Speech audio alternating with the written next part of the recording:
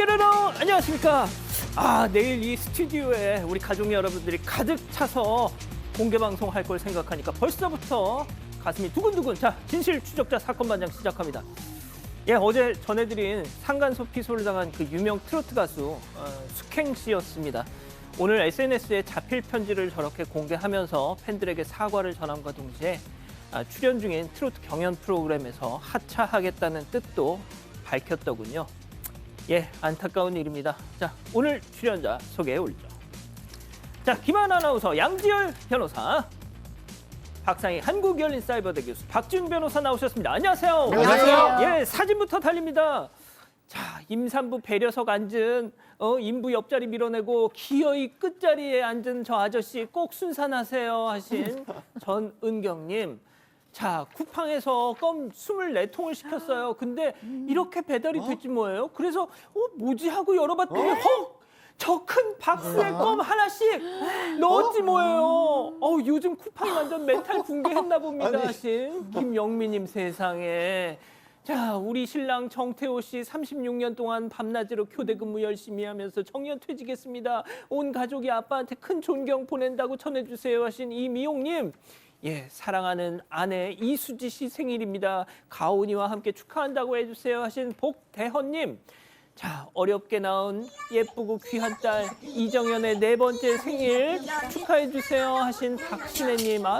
좋습니다. 자, 모두 사랑합니다. 재미는 물론 의리로 함께하는 아세사반 뉴스 755. 대한민국과 전 세계 동포 가족 여러분의 시선을 모아서 출발합니다.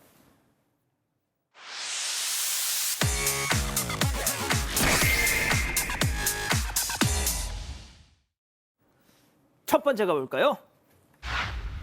캠핑장이 MT촌 됐다. 자, 배우 이시영 씨 참 이상하게도 올해 무슨 일만 하면 계속 구설에 오릅니다. 문제의 영상 만나보시죠.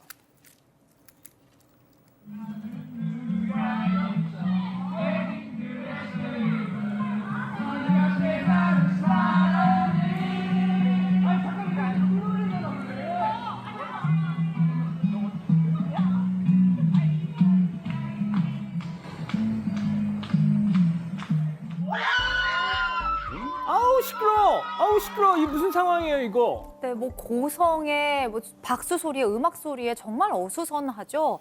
최근 온라인 커뮤니티에 배우 이시영 씨와 관련한 민폐 폭로글이 올라왔는데요. 경기도 양평의 한 캠핑장을 찾았는데 당시 워크숍으로 온 배우 이시영 씨의 단체팀 때문에 밤 늦게까지 시끄러웠다는 내용이었습니다. 글쓴이는 잘 시간이 됐는데 여러 대의 차가 들락날락하더니 한 텐트에 모여서 행사를 진행했다. 진행자의 마이크 목소리와 사람들의 고성이 들렸다며 당시 상황을 설명했습니다. 밤 10시부터는 취침을 준비해달라. 이웃의 힐링을 방해할 시 환불 없이 퇴장 조치를 한다. 캠핑장에 이런 안내사항도 있었다고 하는데요. 밤 11시쯤 사람들이 텐트를 기웃대면서 보물찾기 게임도 했다고 합니다.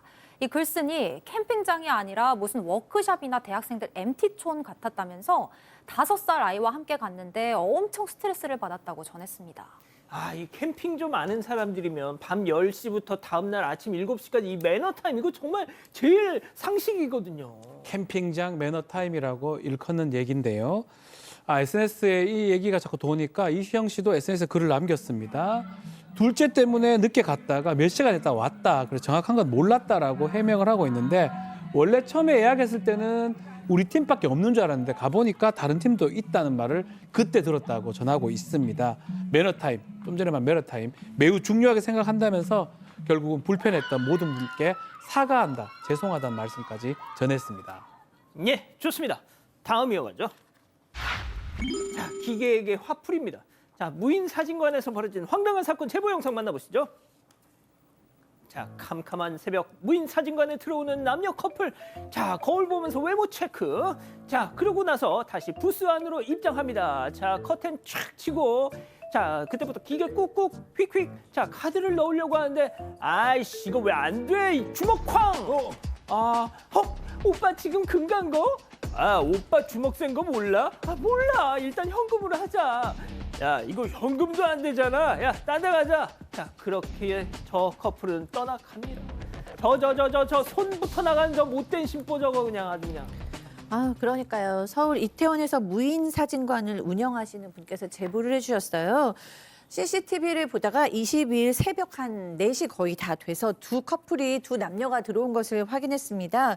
그런데 보니까 부스의 화면도 깨져 있는 거예요. 무슨 일이 있었는지 보니까 바로 보신 것처럼 이렇게 맨 처음에는 카드를 넣었는데 카드 인식이 안 되니까 바로 주먹으로 화면을 꽝 친 겁니다. 아하. 그 옆에 기계 옆에 결제 실패 시 할 수 있는 방법들, 카드를 다시 넣는 법, 결제에 뭐 할 수 있는 법들 다 이렇게 안내 문구를 이렇게 다 붙여놨다고 합니다.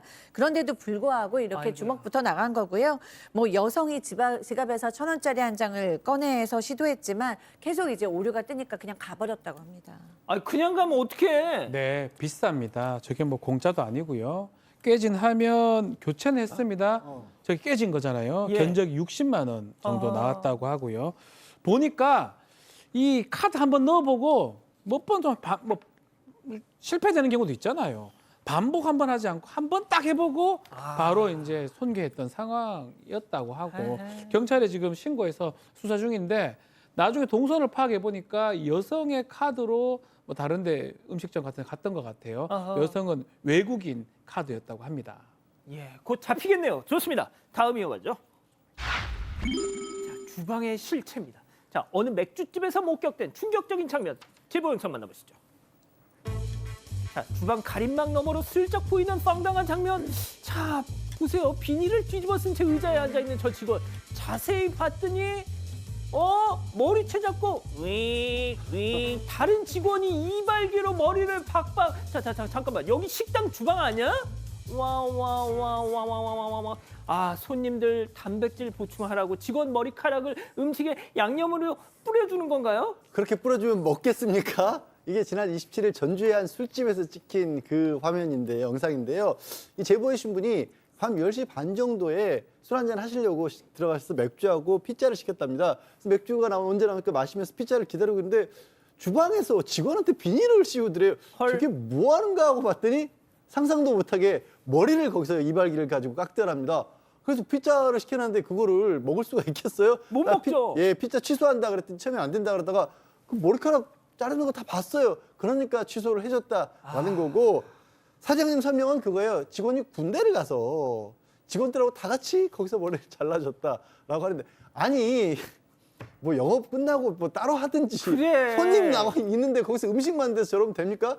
이 제보자분 구청과 식약처에 신고했다고 합니다. 마지막 사연으로 가보죠. 입마개는 안 돼. 자, 집단 지성의 판단을 받아보고 싶으시다면서 제보해 주신 사연 함께 들어보시죠. 안녕하세요. 결혼 15년 차 40대 주부입니다. 저희 부부는 올해 10살이 된 푸들 한 마리를 키우고 있는데요. 어제 저녁 집 앞으로 산책을 나갔다가 공원에서 시부모님과 그분들의 반려견을 마주쳤습니다. 저희 시댁에선 진돗개를 키우는데요. 종종 보던 사이라 반갑게 인사를 나눴습니다. 그런데 그 순간 시댁 진돗개가 갑자기 저희 강아지에게 달려들어서 목을 무는 겁니다. 저는 급하게 병원으로 달려갔고 저희 강아지는 3군데나 봉합수술을 받아야 했는데요. 다행히 깊게 물린 건 아니라서 생명에 지장은 없지만 전신 마취에 봉합수술까지 해서 병원비만 42만 원이 나왔습니다. 시댁이라서 차마 뭐라고 말도 못하고 그냥 괜찮다고만 하고 넘겼는데요. 그런데 걱정이 되는 건 여전한 시아버님의 태도입니다. 그래도 그 강아지가 생명에 지장이 없다니까 다행이다. 그자? 맞지? 아이 그래요 아버님. 근데 아버님 몇 년 전에도 이 진돌이가 다른 강아지 물었었다고 하지 않았나요? 맞아. 그래가 그때 그 몇십만 원 물어줬잖아. 그때 말도 마라. 아무래도 진돌이가 입질이 있어서 앞으로 산책시킬 때 입마개 좀 하셔야 될 것 같은데. 뭐 입마개? 내가 목줄이 꽉 쥐고 있는데 그게 뭐 문제인데? 됐다 야야. 괜히 가 답답하다. 시아버님은 본인이 통제를 할 수 있다면서 입마개를 결사코 반대하고 계시는데 저는 아무리 생각해도 위험하다는 생각이 들거든요. 어떻게 해야 될까요? 자, 기다리고 기다리셨던 부처 핸즈업타임 6천여 분의 우리 가족 여러분들 채팅창에 OX로 함께 참여해보시죠. 먼저 사연자 며느리입니다. 아버님, 같은 반려가족으로 좀 너무하신 것 같아요. 저희 푸들이 걱정 안 되세요. 전신 마취했어요. 병원비는 바라지도 않지만 그 진돌이 그놈의 자식 문제견 맞습니다. 전적이 너무 화려해요. 입마개 좀 동그라미. 자, 다음 시아버지예요. 예. 아이고 참말로 아가 너 그러다 시비한테 치겠다. 야, 걔들이 서로 물고 뜯고 그러면서 크는 거지. 푸돌이 그 쥐할 만한 놈이 진돌이 앞에서 얼마나 까부는지 넌 봤잖아. 입마개 같은 소리하고 앉아네. X입니다. 박 변호사님. 뭐 법적인 얘기를 뭐 하기보다는 뭐 맹견들이 있습니다. 입마개가 필요한 맹견들이 있지만 실제로 이 법에도 입마개를 할 5종의 맹견이 아니다고 하더라도 이렇게 반복하는 성향이 있는 또 이렇게 보면 이렇게 전력이 있지 않습니까? 이런 반려견은 입마개를 하도록 권고를 하고 있거든요. 지금 상황이라면 당연히 입마개를 해야 되고요. 아버님, 그 시아버지한테 더 좀 강조를 해야 될 것 같습니다. 그러니까요, 교수님. 네, 이 진돗개 같은 경우에 주인이 관리를 못했기 때문에 이런 일이 벌어진 거잖아요. 주인이 있었는데도 불구하고 이렇게 다른 개를 물었기 때문에 앞으로도 그럴 가능성은 너무 높은 거죠. 그래서 이거는 뭐 그냥 의견이 필요한 게 아니라 당연히 아버님한테 강력하게 얘기해야 되고 며느님이 얘기하시기 어렵다면 아드님 어디 계세요, 아드님? 아드님이 얘기하셔가지고 저 진돗개 입마개 하는 게 맞다고 생각합니다. 예, 양 변호사님. 이 시아버님이 아니라 그 할애비 뭐가 됐어도 치료비 받아야 됩니다, 이거. 치료비를 받고 반드시 저거는 입마개를 하게 만드셔야 하는 게요. 진돗개가 굉장히 똑똑하고 충성심도 높다고 알려져 있는데 왜 반려동물로 많이 안 키울까요? 이 진돗개가 특성이 공격성이 굉장히 뛰어납니다. 굉장히 강해요. 뛰어난 게 아니라 굉장히 강하고 자기 주인한테는 충성하는데 진돗개는 주인을 못 바꿔요. 그래서 다른 사람, 다른 동물들을 공격하는 습성이 본능적으로 강한 동물이에요. 강한 종류예요. 그래서 많이들 못 키우는 거거든요. 아버님 이걸 모르고 키우시는 건지 좀 답답하네요. 그러니까 저 푸돌이 저 불쌍한 거 좀 봐. 자, 우리 가족 여러분들 많은 의견 주세요. 네, 우리 가족 여러분들, 따쉬님, 조성현님 모든 분들이 기본적으로 입마개 해야 된다고 말씀 주셨는데요. 장정임님과 캐로로님이 익명으로 신고를 하는 건 어떠냐고 제안을 해주셨습니다. 그렇군요. 좋습니다. 제보 메일, 제보 카톡 많은 연락 주시고요. 잠시 후 돌아옵니다. 채널 고정 리모컨 돈 터치. Here for your trip? 호텔에서 말이야. 누군가는 첫 관객이 생겼대. 나는 어떤 방을 만나게 될까? 어디라도 걱정 없이 트립. 호텔 최저가 보장제 24시 고객센터. 호텔 예약도 트립닷컴.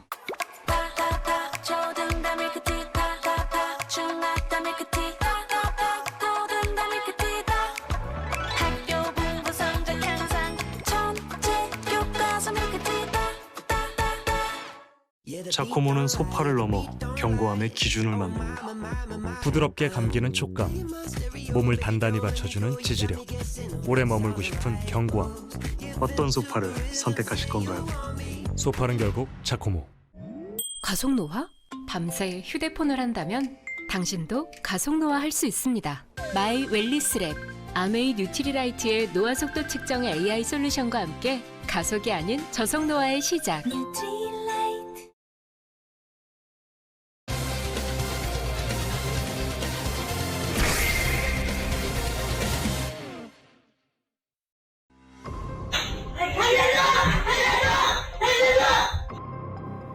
거실에서 대치 중인 세 남성 사이에 고성이 오갑니다.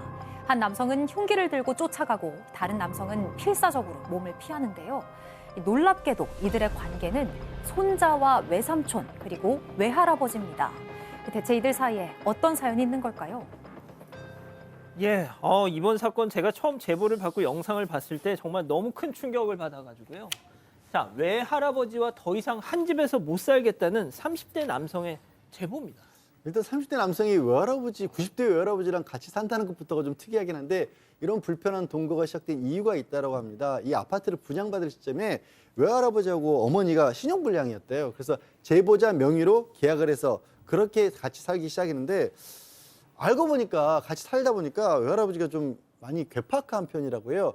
옷을 제대로 안 입으시고 속옷만 입고 다니시거나 소리를 지르고 음란물을 또 그렇게 자주 본다라는 겁니다. 뭐 이거는 중요한 게 아닌데 어머니가 이제 그러고 있다 같이 있다가 어머니는 집에서 나갔고 외할아버지가 있는데 외삼촌이 미국에 있다가 귀국해서 외할아버지, 외삼촌 그리고 제보자 이렇게 3명이 살았는데 그 두 사람이 제보자를 많이 괴롭혔다는 겁니다. 자, 외삼촌 그리고 앞서 들으신 그 외할아버지 이 둘이서 이 부자간에 이 손자 조카를 막 괴롭혔다. 자, 갈등은 결국 사건으로 번졌습니다. 체크포인트 짚어보죠. 찔러봐, 찌른다. 자, 제보자 얘기 직접 들어보시죠. 집에 들어가서 이제 옷을 갈아입으려고 방에 옷방에 갔는데 이제 삼촌이 저한테 욕을 하는 거야. 뭐 시끄럽다 새끼야 이러면서. 근데 너무 화가 나는 거야. 내가 왜 이러고 살아야 되나. 그래서 이제 저도 이제 언쟁을 펼쳤죠. 좀 치욕적인 말을 했어요. 그때 갑자기 베개 밑에서 칼을 꺼내는 거야.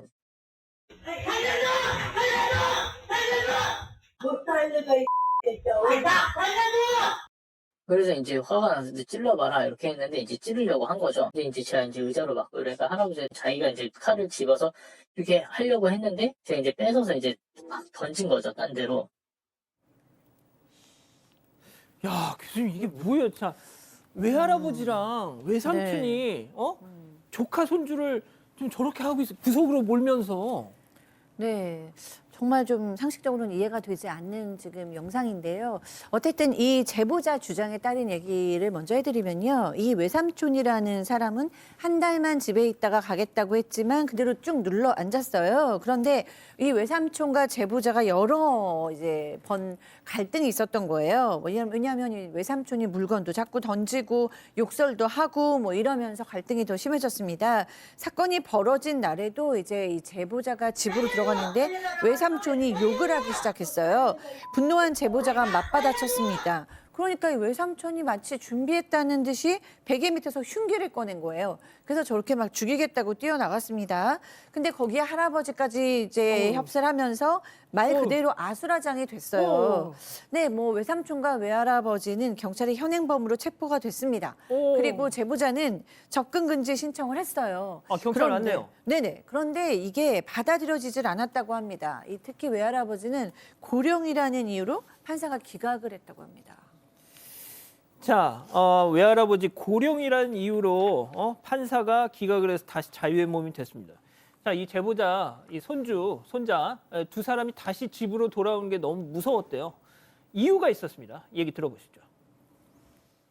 제가 이제 홈캠을 봤는데 둘이서 대화를 하는 거예요. 근데 할아버지 하는 얘기가 야 방법이 없대. 이거 뺏을 방법이 없대. 이러면서 아 청산가리 같은 게 있어야 되는데 막 이런 얘기를 하면서 청산가리가 아니면 그때는 먹다가 죽은 그런 약이 있어야 되는데 그래서 이제 경찰에 얘기를 했어요. 아, 나 지금 이런 상황이다. 둘이 뭐 이런 얘기를 나누고 있는데 나 어떻게 하냐. 하고 했는데 경찰이 일어나지 않은 일이기 때문에 자기네들이 어떻게 조치를 해줄 수가 없대요.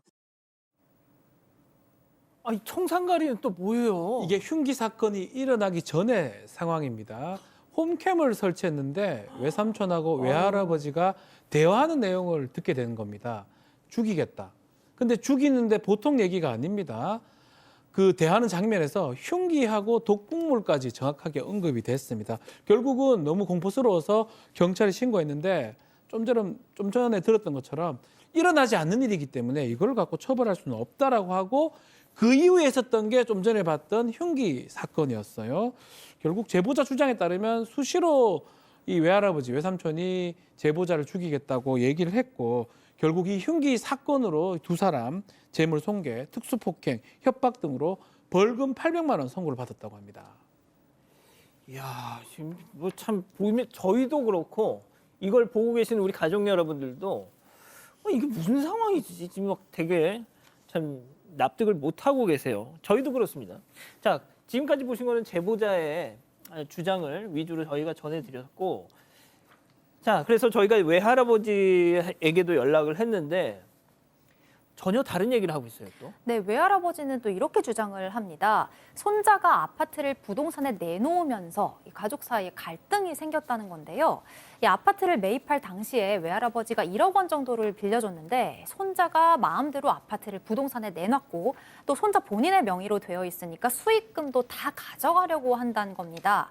이에 대해서 제보자의 주장은 또 다른데요. 아파트를 살 당시에 대출을 본인이 받았고 지금까지 매달 100만 원이 넘는 이자도 직접 부담했다면서 양측의 입장이 지금 팽팽하게 맞서는 상황이에요. 자, 그래서 저희 제작진이 사실 파악을 좀 하려고 전후 상황을 알고 있는 제보자의 어머니에게 직접 연락을 해봤는데요. 예. 이 어머니는 둘 사이에 더 이상 엮이고 싶지 않다고 하면서 저희와의 연락을 거부하셨습니다. 아니, 친정 아버지고 내 배 아파서 낳은 자식이잖아요.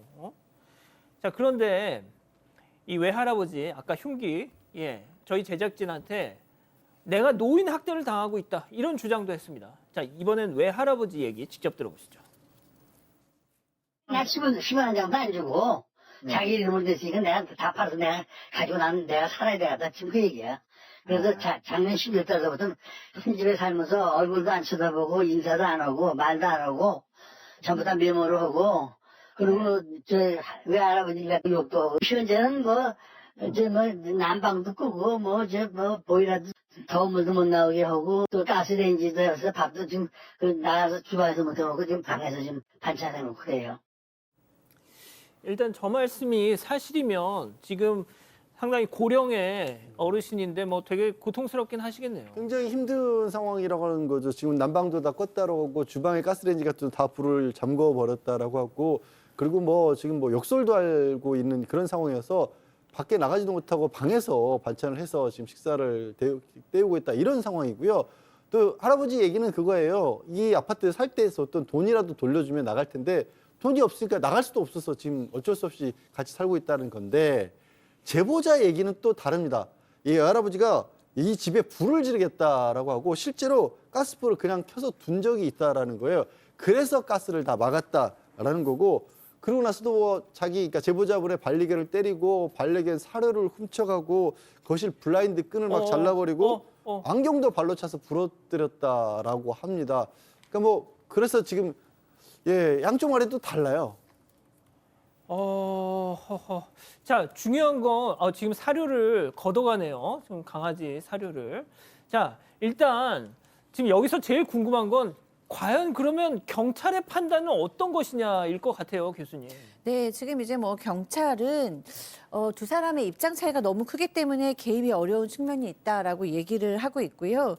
형사적인 문제가 발생했을 때는 그래도 적극적으로 개입하고 있다라고 얘기를 해요. 그러니까 외할아버지는 이 손자의 물건을 자주 망가뜨려서 재물손괴로 벌금형을 여러 번 받았고 손자 역시 권리행사 방해로 검찰에 송치됐다라고 전하고 있거든요. 그런데 사실 이거는 이 경찰이 좀 확인해 줄 부분이 저는 있는 것 같아요. 이 둘의 관계 회복 이런 건 중요하지 않고 어떻게 보면 지금 안전 대 생존 이런 문제잖아요. 그래서 이 엄마가 정말로 돈을 갚았는지 할아버지한테 돈을 받을 것이 있는지 줄 것이 있는지를 확인을 한 후에 둘이 분리가 되어야 될 것 같거든요. 그래서 지금 저렇게 같이 살고 있는 거는 상당히 위험하게 느껴지고요.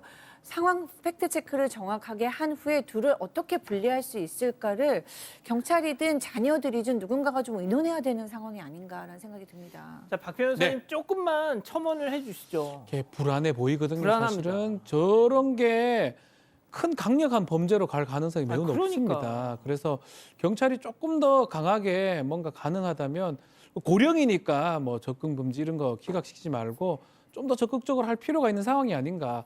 그런 사건으로 지금 보입니다. CCTV 영상이 지금 홈캠 영상이 다 나오지 않습니까? 그것만 봐도 더 번질 가능성도 있기 때문에 조금 더 개입할 법적 근거가 있다면 좀 했으면 어떨까 이런 생각이 드네요. 저희가 전해드리긴 했습니다만 아직도 좀 이해가 안 가는 부분이 좀 있네요. 자, 이렇게 정리하고요. 두 번째 사건 이어갑니다.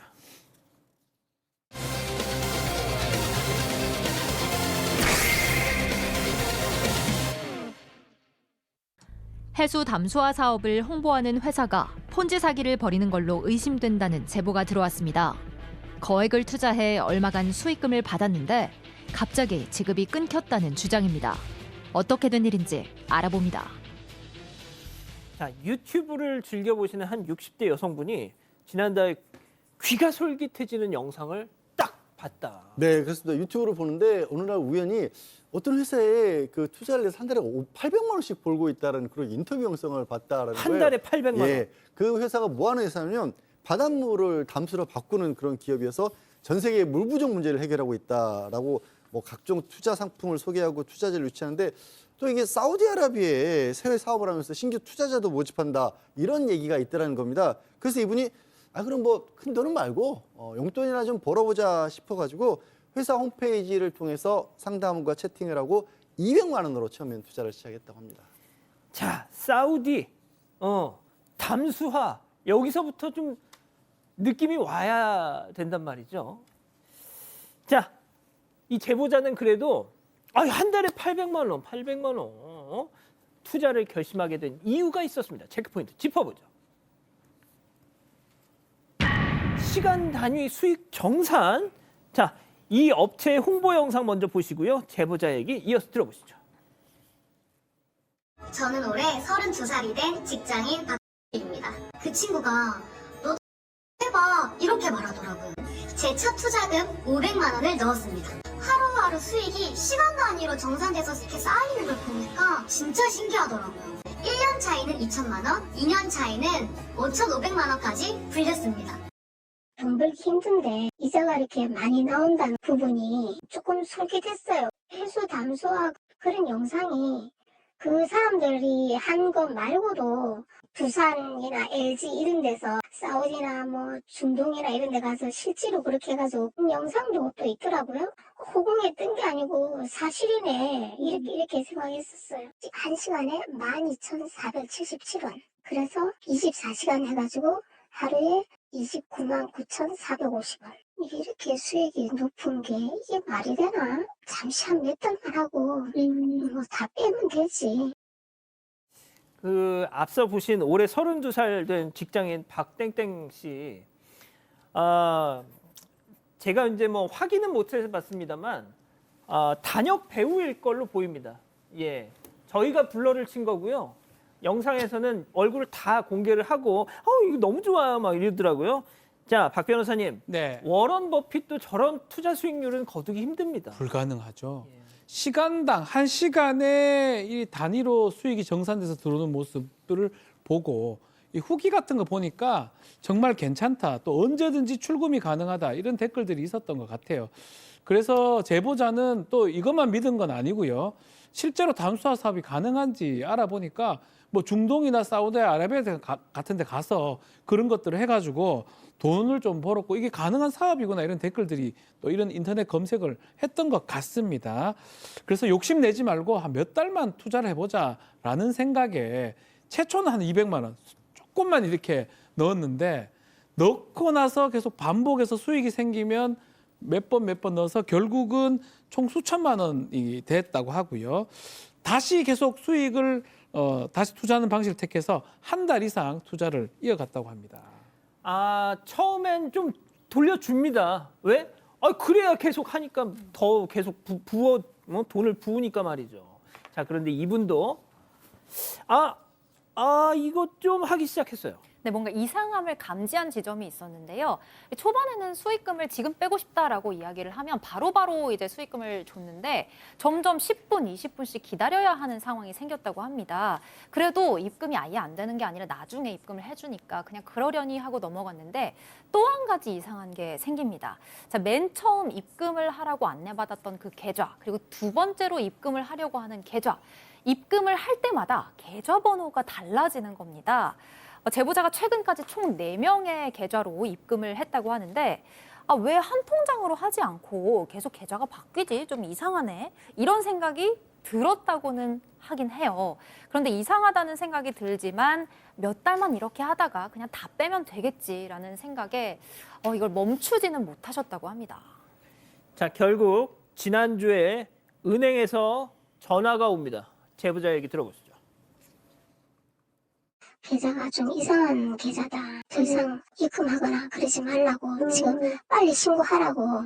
제가 그거를 늦게 눈치채고 3일 뒤에 이렇게 신고를 한 거잖아요. 왠지 이렇게 하면은 이미 들어간 돈을 완전히 못 받게 될까 봐 겁이 났어요. 나도 이렇게 머리를 썼죠. 생활비도 그렇고 투자는 2월 한 중순쯤 돼야지 하는데 그러면 계속 이렇게 돈 출금할 때마다 이렇게 지연되냐 했더니 개인 사정은 잘 알겠고요.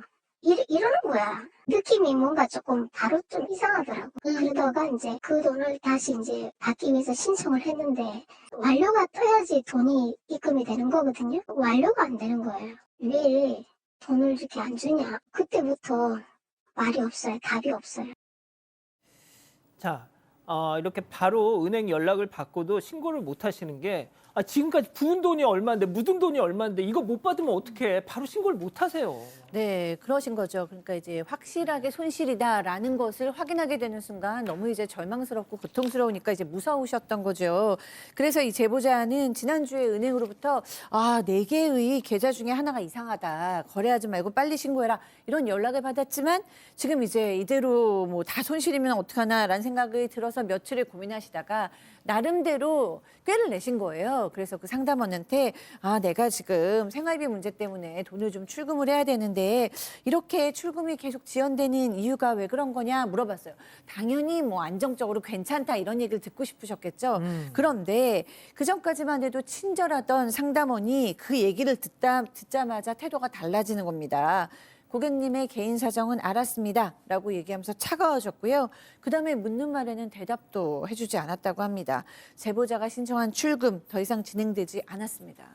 과연 피해자가 제보자 한 분뿐이겠느냐. 그렇죠. 사기를 이제 인식을 했죠.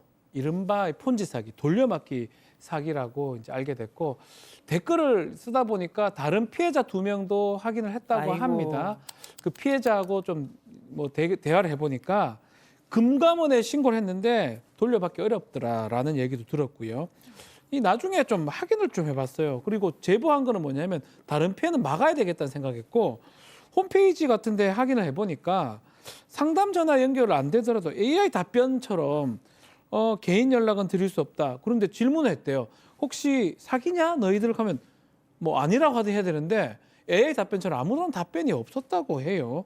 홈페이지에 나오는 이제 외경이 지금 좀 전에 나왔던 건데 어떤 모 건물에 미국에 있는 대기업 이게 예. 그 회사 본사 건물처럼 딱 저렇게 홍보를 그렇죠. 했는데 저희가 이거를 검색을 했더니 이야. 아하. 이게 다른 거죠. 다른 사실 미국에 있는 건물이더라. 그렇죠. 그래서 미국에 지사가 있느냐라고 AI 질문을 해보니까요. 이 제작진이 해외 플랜트 자체가 아프리카 중동 지역에 있다. 미국이 아니고 이것도 사실은 좀 동문서답 아니면 거짓말이라고 봐야 되겠죠. 심지어 이 해당 홈페이지 지금은 접근 불가합니다. 라고 메시지 뜨면서 목통 상태라고 합니다. 아유, 양 변호사님 이게 진짜 정말 아까 방송 전에 하셨던 말씀 있잖아요. 그거 꼭 좀 해주세요. 방송 전에 했던 얘기는 정말 이렇게 손쉽게 돈을 벌 수 있는 방법은 없습니다. 근데 제가 이 말씀을 사건 반장에서만 몇 차례나 드리는지 모르겠습니다. 이분이 제보하신 분이 이제 오늘 오전에 경찰에 사기로 고소를 했는데 이게 폰지 사기라고 하는 게 피해자들 여러 명 모아서 그 돈을 돌려막기 하다가 나중에 이제 그게 구멍이 나면서부터 피해가 발생하잖아요. 예. 그게 한 6개월 정도 걸리는데 이게 영상이 올려진 게 지난 8월이었다고 합니다. 근데 이제 4개월밖에 안 됐잖아요. 그럼 내년 2월? 그때쯤에 이제 피해자가 엄청 많이 터질 수도 있을 것 같은 그런 상황이 되는 거고요. 오늘 아침에 경찰에 신고를 하면서 부정계좌로 등록을 해달라. 이건 뭐냐면 그게 내가 입금한 계좌에서 돈을 빼가지 못하도록 막아달라는 건데 문제는 경찰에 지금 한 3일 정도 은행에서 이거 좀 이상하다고 한지 3일 만에 경찰에 신고를 해서 이미 좀 늦었고 애초에 대포 통장일 수도 있지 않습니까? 예. 그러면 그걸 또 부정계좌로 막기가 어려운 그런 상황이 있어서 제보자분은 이제 다른 피해자라도 이 사건 반장 보시고 좀 속지 않길 바라는 마음에서 제보를 하셨다고 합니다. 사우디 담수화 이런 거 아닙니다. 예. 주의하시고요. 두 번째 정리하고 별별 상담소 이어갑니다.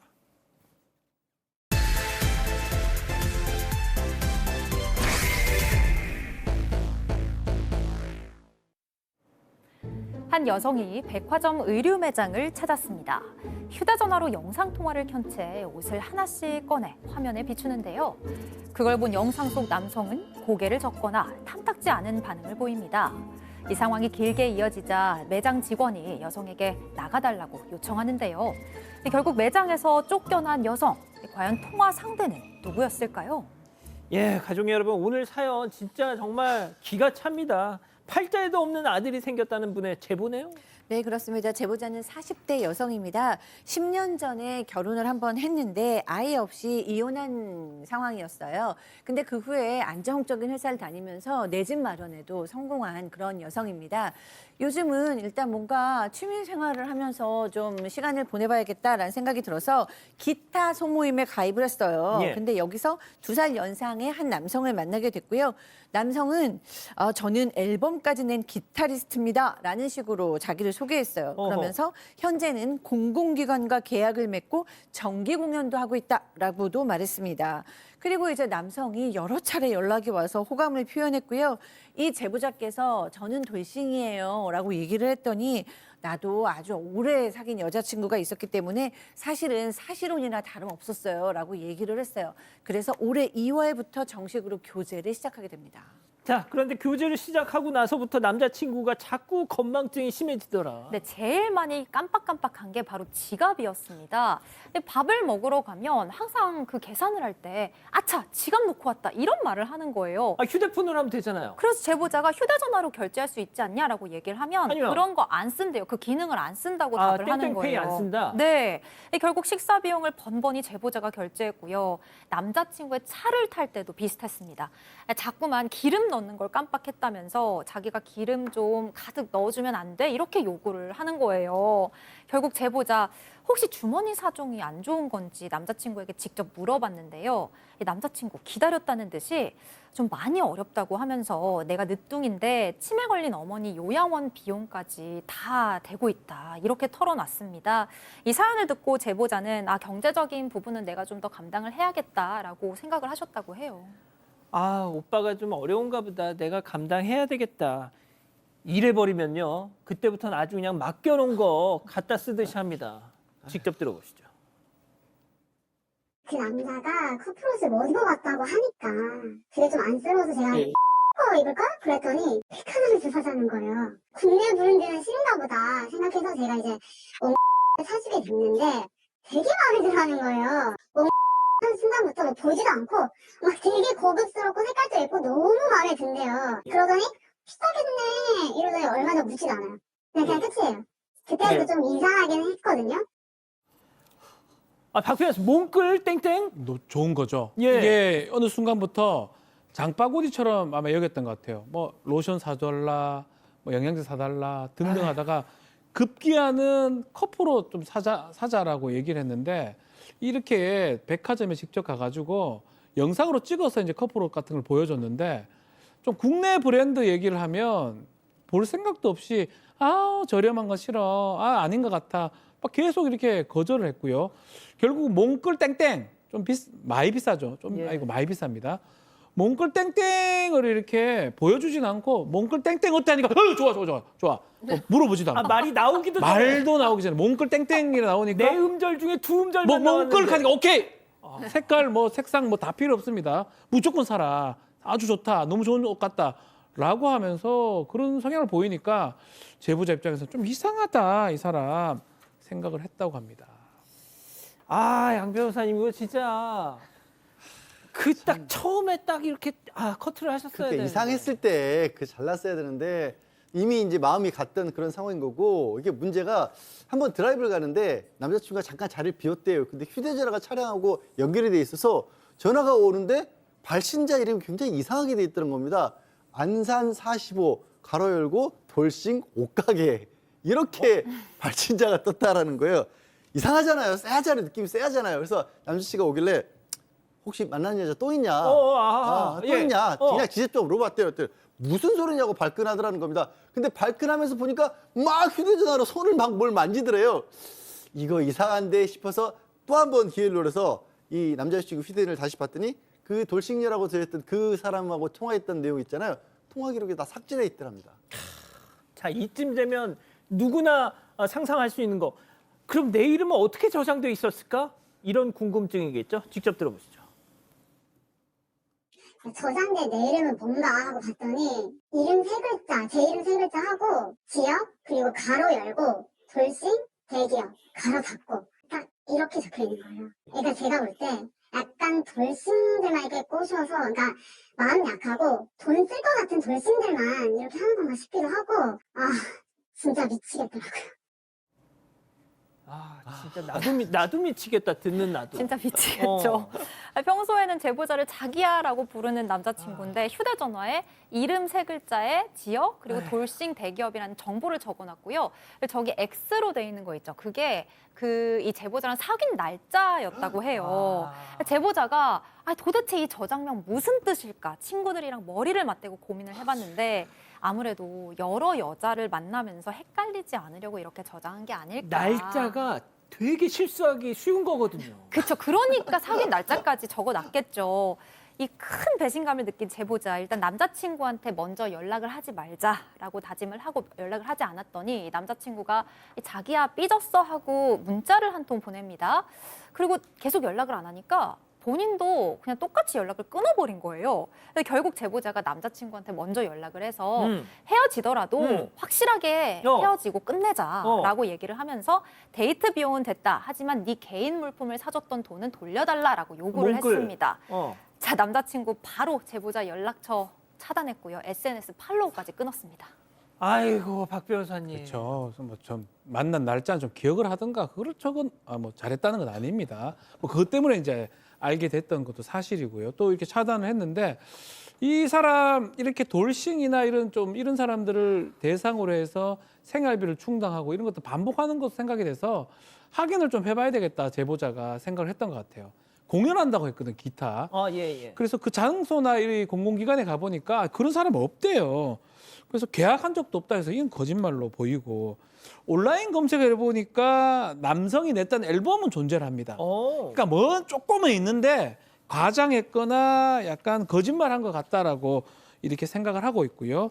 그렇지만 무엇보다도 이 제보자 입장에서는 이 남성 아직도 다른 돌싱한테 가서 순진한 척하면서 또 이 똑같은 방식으로 생활을 받고 있는 거 아니냐 걱정돼서 이 제보를 하게 됐다고 합니다. 아마 지금 이 남자의 여자친구가 그 안산 45 돌싱 옷가게일 수 있습니다. 그 여성 하나만 있으면 그나마 다행일 것 같습니다. 여러 명이 있을 것 같고요. 좀 화가 나는 부분은 만약에 이자가 뭐 다행이긴 합니다만 목돈을 뜯어냈거나 아니면 뭐 결혼을 한다 그래서 폐물을 받았거나 예물 시계 같은 거 고가 이런 걸 받았으면 사기로 고소가 가능할 것 같은데 이런 좀 정도 있잖아요. 그냥 뭐 면도기 뭐 생활용품 이래서 이거는 사실 뭔가 반환 청구를 한다거나 형사 사건으로 만들기 면도기 정도 가지고는 그게 좀 어렵거든요.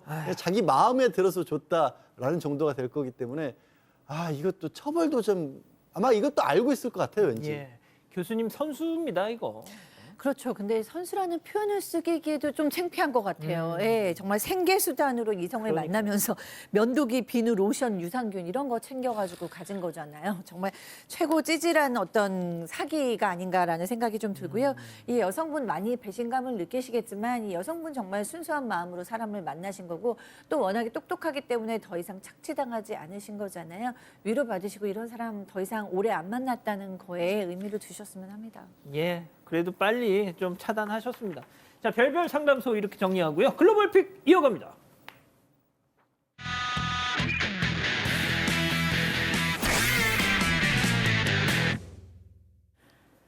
평화로운 오전, 한 여성이 길 위를 걷고 있는데요. 이 맞은편에서 검은 차 한 대가 다가옵니다. 왜 또 와? 자, 그 순간 오른쪽 도로에서도 흰색 차 한 대가 정말 직진해서 들어오는데 교차로에서 속도를 낸 두 차량 그대로 충돌하고 말았습니다. 강한 충격에 다른 방향으로 밀려난 두 차량이 걷고 있던 여성을 아슬아슬하게 비껴나갔는데요. 간발의 차로 사고를 피했습니다. 하지만 여성 당황한 얼굴로 차량들을 번갈아 바라보죠. 다시 한 번 좀 보여주세요. 간발의 차로 피하는 여성입니다. 아니 교차로에서 왜 속도를 냅니까? 두 운전자 모두 앞으로는 제발 좀 안전운전하길 바랍니다. 다음이요. 자, 머리를 자르고 있는 이발사가 순간순간 놀라는가 싶어 위를 올려다봅니다.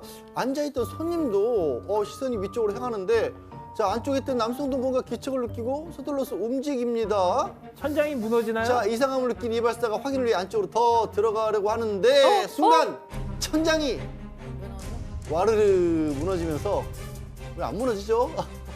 와르르 무너지면서 남성 한 명이 떨어집니다. 자, 놀란 눈으로 그 모습을 내려다보지만 떨어진 남성 아무 일도 없었다는 듯이 벌떡 일어나서 그냥 갑니다. 나갑니다. 이발소를 나갑니다. 너무 태연한데요? 저게요. 위층에서 공사를 하고 있던 작업자가 추락한 거라고 합니다. 사람 피해 떨어졌으니까 그나마 다행이긴 한데 발이다. 저게 가능한 일인가요? 다음 이어갑니다. 뭐야 이거? 진짜 사람 떨어졌어. 자, 폭설로 하얗게 변해버린 도로 위 검은 차량 한 대가 조심조심 가고 있습니다. 자, 그런데 하필 내리막길이 펼쳐지면서 차가 미끄러지고 통제력은 잃을 차량이 돌진하자 앞에 있던 사람들이 급히 몸을 피하기 시작합니다. 아유. 자, 쭉 미끄러지며 내려오던 아유, 차량 아유. 앞에 정차되어 있던 다른 차량을 쾅 아이고 들이받고 말았고요. 이야. 부딪힌 차량은 미끄러지네. 걸러다 전봇대에 마치 미끄러지네. 바통 터지듯이 또 아유. 미끄러지기 시작합니다. 결국 전봇대를 들이받으며 멈추고 말았는데 아유. 충돌의 여파로 꽈당 넘어지고만 차주 멀어져가는 아이고. 차량의 뒷모습을 그저 멍하니 바라보기만 합니다. 아이고. 눈으로 얼어붙은 내리막길이라니 정말 악조건이 겹쳐 일어난 아유. 사고였습니다. 박 변호사님. 아, 왜 내 차에 박니? 힘들어 죽겠다, 정말. 왜 그래요? 제대로 좀 제대로 운전하시지. 속상해요. 예, 알겠습니다. 예, 사랑하는 사건반장 가족 여러분, 저희는 내일 저녁 7시 50분 공개 방송으로 찾아뵙겠습니다. 안녕히 계십시오.